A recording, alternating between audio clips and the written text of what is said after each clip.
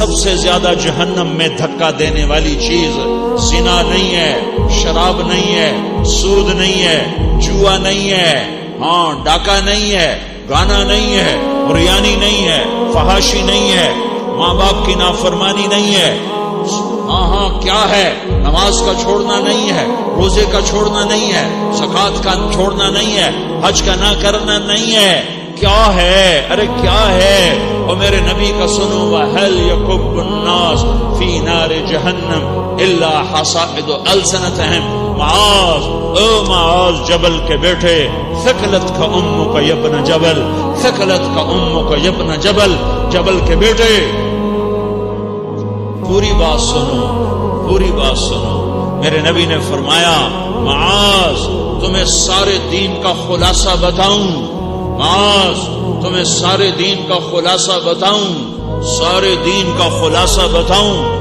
کہ اجل یا رسول اللہ، یا ما ہوا یا رسول اللہ، وہ کیا ہے یا رسول اللہ؟ ضرور یا رسول اللہ۔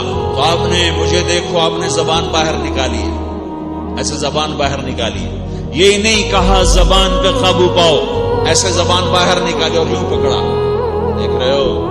ارے پچھلوں نے دیکھا ہے میں نے کیا کیا ہوا ہے؟ زبان کو پکڑا ہوا ہے۔ زبان قابو میں رکھ، زبان قابو میں رکھ۔ نفس کو سب سے زیادہ گندا کرنے